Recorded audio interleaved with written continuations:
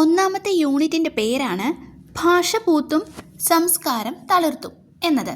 മനുഷ്യകഥയെന്നാൽ മനുഷ്യജീവിതം തന്നെയാണ് അല്ലേ? കഥ പറയാനും കേൾക്കാനും മനുഷ്യന് ജന്മസിദ്ധമായ വാസനയുണ്ട്. ഭാഷ പൂത്തുലയുകയും വികാരങ്ങൾ തളിർത്ത് പരിലസിക്കുകയും ചെയ്യുന്ന മലയാള സാഹിത്യം മാതൃഭാഷയുടെ കരുത്തും സൗന്ദര്യവും വ്യക്തമാക്കുന്നുണ്ട്. നാടോടി ഗാനങ്ങളിൽ ആരംഭിക്കുന്ന കവിതയുടെ അതിപ്രാചീനമായ പാരമ്പര്യം മുതൽ ഏറ്റവും നൂതനമായ ആവിഷ്കാരങ്ങൾ വരെ അതിലുൾപ്പെടുന്നു. മലയാളിയുടെ ജീവിതവും ദർശനവും മനോവ്യാപാരങ്ങളും സൗന്ദര്യബോധവും എല്ലാം സാഹിത്യരചനകളിലൂടെ ആവിഷ്കരിക്കപ്പെടുന്നുണ്ട്. അത് തിരിച്ചറിയാനും അതിൻ്റെ വൈകാരികവും ചിന്താപരവുമായ തലങ്ങൾ നമ്മളിൽ എത്തിക്കാനും ഈ യൂണിറ്റ് വഴി സാധിക്കുന്നു. ഇതിൻ്റെ പ്രവേശകത്തിലേക്ക് കടക്കുകയാണെങ്കിൽ ഖസാക്കിൻ്റെ ഇതിഹാസത്തിലെ ഒരു ഭാഗമാണ്. ജീവിതം കഥയാണ്, നന്മകളും നേരുകളും തിരിച്ചറിവുകളും നിറയുന്ന കഥ.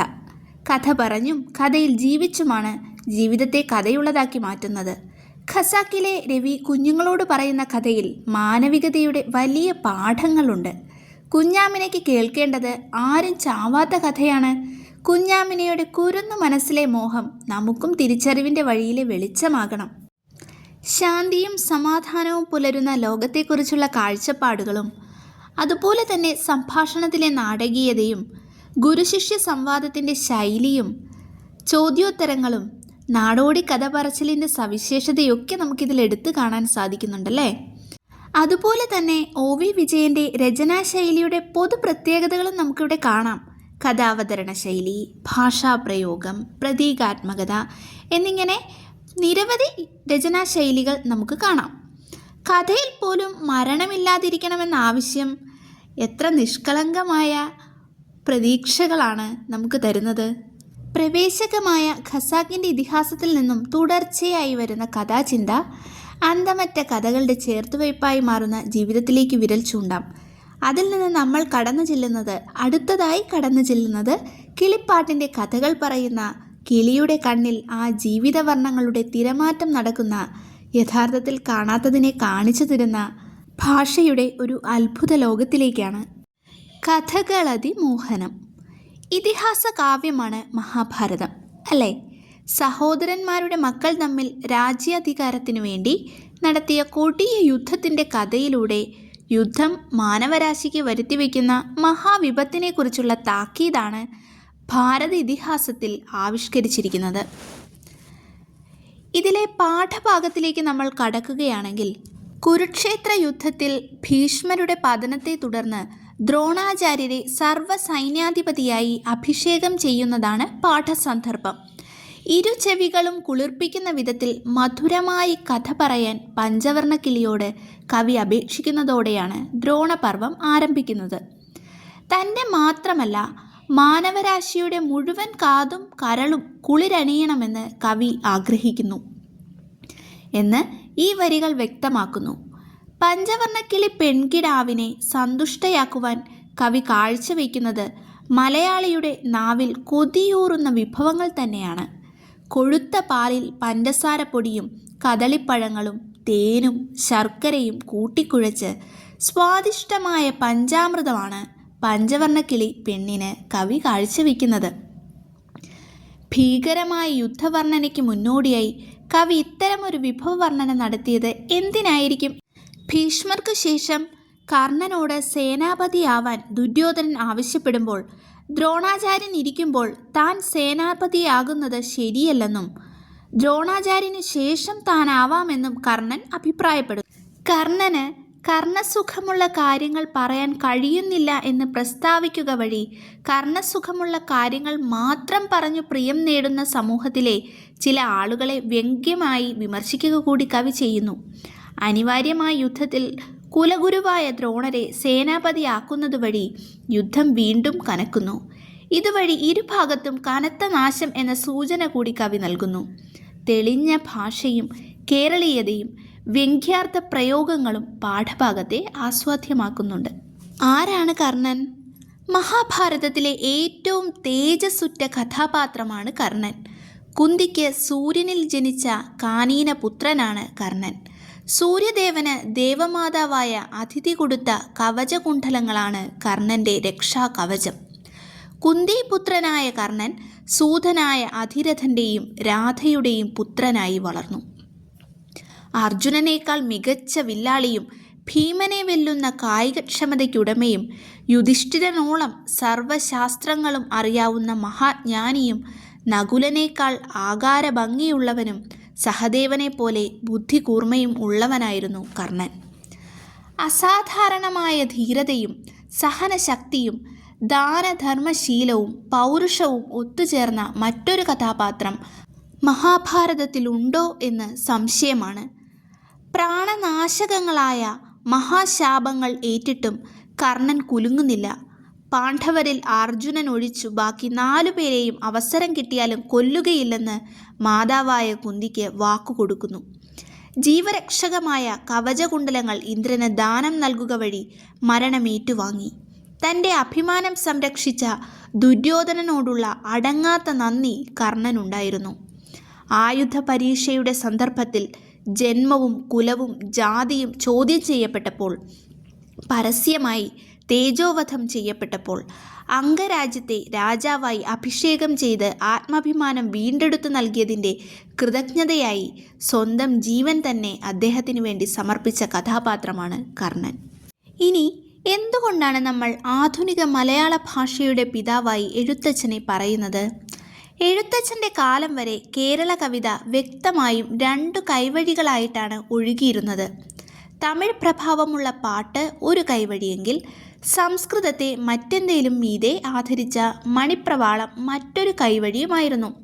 ഇവ രണ്ടിനെയും സമന്വയത്തിൻ്റെ വഴിയിലേക്ക് കൊണ്ടുവന്ന് മലയാളത്തിൻ്റെ സ്വത്വം മാനിക്കപ്പെടുകയും ആത്മസത്ത പ്രകാശിതമാവുകയും ചെയ്യുന്ന പുതിയൊരു സർഗാത്മകതയുടെ ശൈലിയും ഭാവപ്രകർഷവുമായി തീർന്നു എഴുത്തച്ഛൻ്റെ കവിത. അത് ഭാഷയെയും ഭാഷാ കവിതയെയും പല കെടുതികളിൽ നിന്നും രക്ഷിച്ചു. സംസ്കൃത തമിഴ് മൊഴികളെ എങ്ങനെ എത്രമാത്രം കൊള്ളണം, മലയാണ്മയുടെ സ്വത്വത്തെയും സ്വാതന്ത്ര്യത്തെയും എങ്ങനെ നിലനിർത്തണം, പൂർവകാല കൃതികളിലെ ജനസമ്മതി നേടാത്ത വികലപ്രയോഗങ്ങളെ എങ്ങനെ തള്ളണം തുടങ്ങിയ കാര്യങ്ങളിൽ എഴുത്തച്ഛന് തൻ്റേതായ വീക്ഷണമുണ്ടായിരുന്നു. അങ്ങനെ ആധുനിക കാവ്യഭാഷയ്ക്ക് അടിത്തറയുറപ്പിച്ചത് എഴുത്തച്ഛൻ തന്നെയാണ്.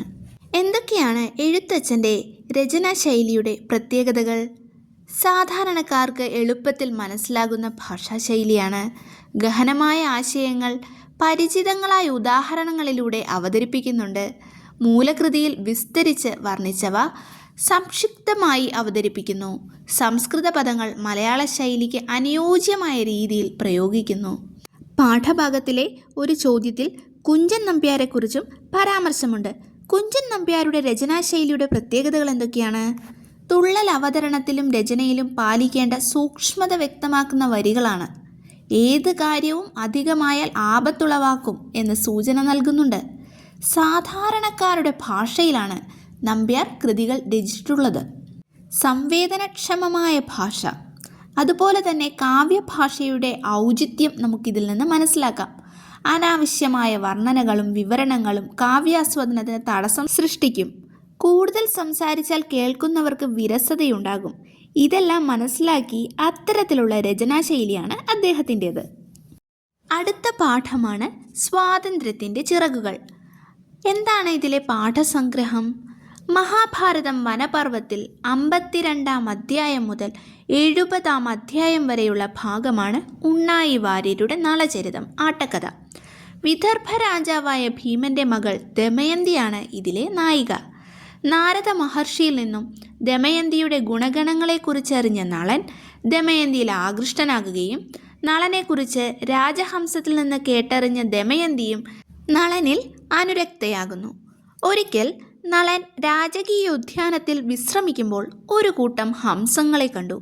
അവയിൽ സ്വർണ്ണ ചിറകുള്ള ഒന്നിനെ പിടിക്കുന്നതിൽ നളൻ വിജയിച്ചു. ഹംസം മനുഷ്യസ്വരത്തിൽ നളനോട് പറഞ്ഞു, "അല്ലയോ രാജാവേ നള, നീ ജ്ഞാനിയും നീതിമാനും സത്യസന്ധനും നിർമ്മലനുമാണ്. അതിനാൽ ഞാൻ എൻ്റെ ജീവനു വേണ്ടി യാചിക്കുന്നു. ദയവായി എന്നെ കൊല്ലരുത്. വിദർഭ രാജാവായ ഭീമൻ്റെ മകളായ ദമയന്തി എന്നൊരു യുവതിയുണ്ട്. അവളേക്കാൾ ആർദ്രതയും സൗന്ദര്യവുമുള്ള മറ്റൊരു സ്ത്രീയുമില്ല. എന്നെ മോചിപ്പിച്ചാൽ ഞാൻ ദമയന്തിയോട് നിങ്ങളെക്കുറിച്ച് പറയും. അവൾക്ക് നിന്നിൽ അനുരാഗം ജനിക്കും." നളൻ മുമ്പ് കൊട്ടാരവാസികളിൽ നിന്ന് ദമയന്തിയുടെ സൗന്ദര്യത്തെക്കുറിച്ചുള്ള കഥകൾ കേട്ടിരുന്നു. അവളെ വിവാഹം കഴിക്കാൻ ആഗ്രഹിക്കുന്ന നിരവധി രാജാക്കന്മാരെയും രാജകുമാരന്മാരെയും അവൻ കണ്ടിരുന്നു. അവനും അവളെ കാണാൻ ആഗ്രഹിച്ചു. നളൻ ഹംസത്തെ മോചിപ്പിച്ചു. ആട്ടക്കഥാ സാഹിത്യത്തിൽ മികച്ച സ്ഥാനം നേടിയ കൃതിയാണ് ഉണ്ണായി വാര്യരുടെ നളചരിതമാട്ടക്കഥ. 4 ദിവസം കൊണ്ട് അവതരിപ്പിക്കാനാവുന്ന വിധത്തിലാണ് ഇത് ചിട്ടപ്പെടുത്തിയിട്ടുള്ളത്. ദൃശ്യതലത്തിലും ശ്രവ്യതലത്തിലും സാഹിത്യ മൂല്യത്തിലും മലയാള സാഹിത്യത്തിൽ ഇത്രയും ഉന്നതമായ സ്ഥാനമുള്ള ഒരു കൃതി എന്ന് നമുക്ക് വിശേഷിപ്പിക്കാം. കൃതികൾ മനുഷ്യകഥാനുഗായികൾ എന്നാണല്ലോ പ്രസിദ്ധമായ കാവ്യസങ്കല്പം. മനുഷ്യജീവിതമാണ് സാഹിത്യത്തിൻ്റെ ഉള്ളടക്കത്തെ ശക്തമാക്കുന്നത് എന്നാണ് ആ സങ്കല്പനത്തിൻ്റെ സാരം. ഈ കാഴ്ചപ്പാടിൽ നളചരിതമാട്ടക്കഥയെ നോക്കിക്കണ്ടാൽ നരചരിതം തന്നെയാണ് നളചരിതമാകുന്നത് എന്ന് കാണാം. മനുഷ്യജീവിതത്തിൻ്റെ അനിശ്ചിതത്വവും സങ്കീർണതകളും ദുരന്തസന്ധികളും നളചരിതം മുഖേന അവതരിപ്പിക്കപ്പെടുന്നു. സ്വാതന്ത്ര്യത്തിൻ്റെ ചിറകുകൾ എന്ന പാഠഭാഗം സ്വാതന്ത്ര്യത്തെക്കുറിച്ചുള്ള വിചാരങ്ങളിലേക്ക് നയിക്കുന്നതാകണം. മനുഷ്യജീവിതത്തിൽ സ്വാതന്ത്ര്യത്തിനുള്ള പ്രാധാന്യത്തെയാണ് പാഠഭാഗത്ത് വ്യക്തമാക്കുന്നത്. സ്വാതന്ത്ര്യത്തിന് പരിമിതമായ അർത്ഥമല്ല ഉള്ളതെന്ന് നമുക്ക് തിരിച്ചറിയാൻ സാധിക്കണം. ശാരീരികമായ ബന്ധനത്തിൽ നിന്ന് മോചിതനാകുന്നത് പോലെ പ്രധാനമാണ് മാനസികമായ ബന്ധനത്തിൽ നിന്നുമുള്ള മോചനവും. ഇവിടെ പലവിധ ചിന്തകളാൽ ബന്ധിതനായ നളനാണ് ഹംസത്തെ ശാരീരികമായി ബന്ധിക്കുന്നത്. താൻ ബന്ധിക്കപ്പെട്ടതോടെ ഹംസത്തിൽ മരണഭയം ഉടലെടുക്കുന്നു. തൻ്റെ മരണം തൻ്റെ മാത്രം വിധിയെ നിർണയിക്കുന്നതല്ലെന്നാണ് ഹംസത്തിൻ്റെ വാക്കുകളുടെ ചുരുക്കം. നളനും ഹംസവും പരസ്പരം തിരിച്ചറിയുക വഴി രൂപപ്പെടുന്ന ആ ഒരു സൗഹൃദത്തിന് സ്വാതന്ത്ര്യം എന്ന് തന്നെയാണ് അർത്ഥം. ഈ പരസ്പര ഹൃദയജ്ഞാനമാണ് വൈരവും കലാപവും ഒഴിഞ്ഞ ലോകത്തെ നിർമ്മിക്കുന്നത്. ഹൃദയങ്ങളെ എപ്പോഴും സ്നേഹത്തിൻ്റെ ചങ്ങല കൊണ്ടാണ് ബന്ധിക്കേണ്ടത്. വാക്കുകൾ പൂക്കുന്ന പൊയ്കയായിരുന്നു എഴുത്തച്ഛൻ്റെ കാവ്യലോകം. സാഹിത്യവും പദസമ്പത്തും വളർന്ന് ഉണ്ണായി വാര്യരുടെ കാലമായപ്പോഴേക്കും ഭാഷ നീതി തുടിക്കുന്ന സ്വാതന്ത്ര്യത്തിൻ്റെ ചിറകിലേറിക്കഴിഞ്ഞിരുന്നു. ഭാഷ വിമോചനത്തിൻ്റെ ആയുധമാണ്. അമൂല്യമായ സ്വർണത്തിൻ്റെ നിറമാർന്നവനും ഉറങ്ങിക്കിടക്കുന്നവനുമായ അരയന്ന ശ്രേഷ്ഠനെ ഇണക്കി വളർത്താമെന്ന് കരുതി വളരെ ഇഷ്ടത്തോടെ നളൻ പിടിച്ചു. അപ്പോൾ കനത്ത ശോകം പൂണ്ട് അവൻ ദയനീയമാം വണ്ണം കരഞ്ഞു. തന്നെ ചതിച്ചു കൊല്ലാനാണ് രാജാവായ നളൻ ശ്രമിക്കുന്നതെന്ന് ഹംസം കരുതി. താൻ പിടിക്കപ്പെട്ടതോടെ നിസ്സഹായവും നിരാശ്രയവുമായ തൻ്റെ കുടുംബം അനാഥമാകുമെന്നോർത്ത് ഹംസം ആകുലപ്പെടുന്നു. പ്രസവിച്ച അധിക നാൾ കഴിയാത്ത ഭാര്യ തൻ്റെ വേർപാടിൽ മനമുരുകി മരിച്ചു പോകും. മാതാവ് മരിച്ചാൽ പ്രായമാകാത്ത ശിശുവും ജീവിച്ചിരിക്കില്ലല്ലോ. ജനകൻ പണ്ടു മരിച്ചു പോയതിനാൽ ജനനിക്ക് മേലാൽ പ്രസവിക്കാനും മാർഗമില്ല. അതിനാൽ എനിക്ക് അപായം വന്നാൽ അതോടെ ഈ കുലവും നശിച്ചു പോകും. നിരപരാധിയായ എന്നെ കൊന്നാൽ നിനക്ക് പാപമുണ്ട്. സ്വർണ്ണവർണ്ണമാർന്ന എൻ്റെ ചിറക് നിന്റെ മനസ്സിൽ കൊതിയുണ്ടാക്കുന്നു. അങ്ങനെയാണെങ്കിൽ ഈ ചിറക് കൊണ്ട് നീ ധനികനായിക്കൊള്ളുക എന്ന് ഹംസം പരിഹസിക്കുന്നു. കനകമയമായ ചിറക് ഉള്ളതിനാലാണല്ലോ എനിക്ക് ഈ ആപത്ത് പിണഞ്ഞത്. അതുകൊണ്ടിപ്പോൾ ഗുണവും ദോഷമായി മാറി. അപ്പോൾ നളൻ ഇങ്ങനെ മറുപടി പറഞ്ഞു: അല്ലയോ ഹംസമേ, നീ ഇത്രയും അറിയുക, നീ വിലപിക്കരുത്. എനിക്ക് നിന്നോട് ഇഷ്ടക്കേടില്ല. നിന്റെ അതുല്യമായ ദേഹം കാണാൻ കവിഞ്ഞ മോഹമുണ്ടായി. അത് നിന്നോട് തോന്നിയ സ്നേഹം കൊണ്ടാണ്. ഞാൻ ദ്രോഹം ചെയ്തിട്ടേയില്ല. അല്ലയോ ദിവ്യപക്ഷി ശ്രേഷ്ഠ, ഗുണനിധേ, ഇനി നീ ദുഃഖിക്കരുത്. ഇനി നീ ആഗ്രഹിക്കുന്ന വഴിക്ക് പറന്നു പോയിക്കൊള്ളുക. തനിക്കൊരാപത്ത് വന്നപ്പോഴും കുടുംബത്തെക്കുറിച്ചാണ് ഹംസം ചിന്തിക്കുന്നത്. ഹംസത്തിൻ്റെ മറ്റു പല സവിശേഷതകളും നമുക്കിവിടെ കാണാം. അതിരറ്റ കുടുംബസ്നേഹം, നിസ്വാർത്ഥത, രാജാവിനോട് പോലും സത്യം തുറന്നു പറയാനുള്ള ധീരത, രാജാവ് ചെയ്യുന്നത് പാപമാണെന്ന് തുറന്നു പറയാനുള്ള ആർജവം, ഇതെല്ലാം ഹംസത്തിനുണ്ടല്ലേ. അടുത്ത പാഠമാണ് മാതൃഭാഷ, നമ്മുടെ ഉള്ളിലൊഴുകുന്ന ജീവനദി. പ്രസിദ്ധ നടനും സിനിമാ നിർമ്മാതാവുമായ പ്രകാശ് രാജ് മാതൃഭാഷയുടെ പ്രസക്തിയും പ്രാധാന്യവും വിശദീകരിച്ചുകൊണ്ട് എഴുതിയ ഉപന്യാസമാണ് മാതൃഭാഷ, നമ്മുടെ ഉള്ളിലൊഴുകുന്ന ജീവനദി എന്നത്.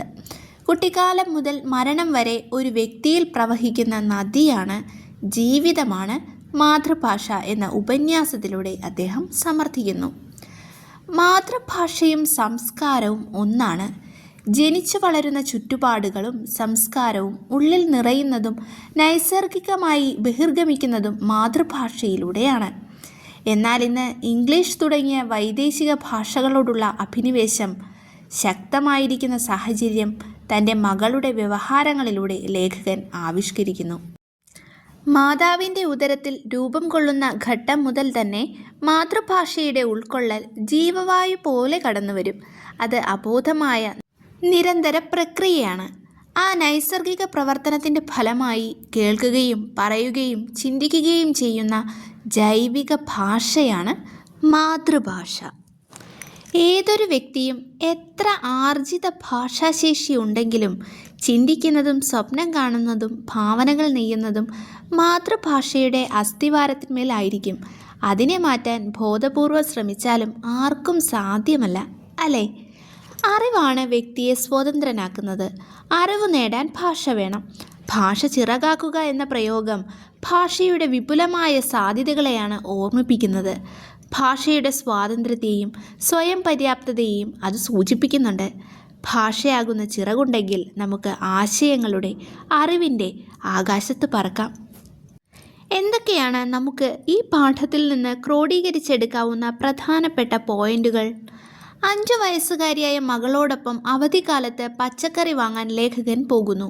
പച്ചക്കറി വിൽപ്പനക്കാരനോട് മകൾ തന്നെ വിലപേശി സാധനങ്ങൾ വാങ്ങണമെന്നായിരുന്നു അച്ഛനും മകളും തമ്മിലുള്ള കരാർ. കുട്ടി ഇംഗ്ലീഷിൽ പച്ചക്കറികളുടെ പേര് പറഞ്ഞതിനാൽ ഗ്രാമീണയും വൃദ്ധയുമായ കച്ചവടക്കാരിക്ക് കുട്ടി പറഞ്ഞതൊന്നും മനസ്സിലായില്ല. കുട്ടിക്ക് പച്ചക്കറികൾ തൊട്ടു കാണിക്കേണ്ടി വന്നു. ഇത് ലേഖകനിൽ കോപവും വേദനയും ഉണ്ടാക്കി. തൻ്റെ മകൾ അവളുടെ മാതൃഭാഷ പഠിച്ചില്ലെങ്കിൽ എന്താകുമെന്ന് അയാൾ ചിന്തിച്ചു. മാതൃഭാഷയായ കന്നഡയെ ജീവവായു പോലെ, ഞരമ്പിലൊഴുകുന്ന രക്തത്തെപ്പോലെ ഉള്ളിൽ നിറച്ചിരിക്കുന്ന ആളാണ് ലേഖകൻ. തൻ്റെ മകൾ സ്വന്തം ഭാഷയെ മറന്ന് ഇംഗ്ലീഷ് ഉപയോഗിക്കുന്നത് ലേഖകന് കോപവും ആശങ്കയും ഉണ്ടാക്കി. ലേഖകന് മാതൃഭാഷ അങ്ങേയറ്റം വൈകാരികമായ ബന്ധമുള്ളതായിരുന്നു. പ്രാണവായു പോലെ ഏറ്റവും അത്യാവശ്യമായത്. അതുകൊണ്ട് തന്നെ തൻ്റെ മകൾ ഉൾപ്പെടുന്ന പുതുതലമുറ മാതൃഭാഷയിൽ നിന്ന് അകലുന്നത് അദ്ദേഹത്തിന് അസഹനീയമായിരുന്നു.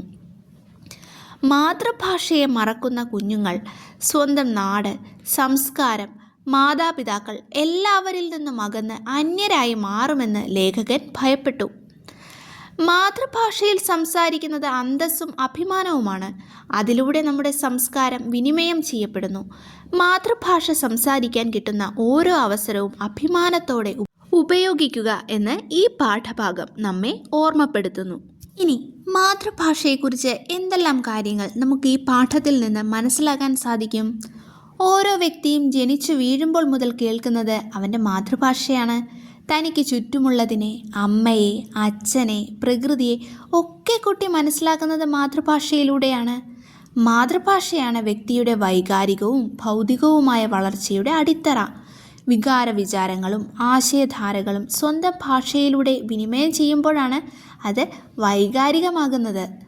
ലേഖകന് സ്വന്തം ഭാഷ ആരും നിർബന്ധിച്ച് പഠിപ്പിക്കേണ്ടി വന്നില്ല.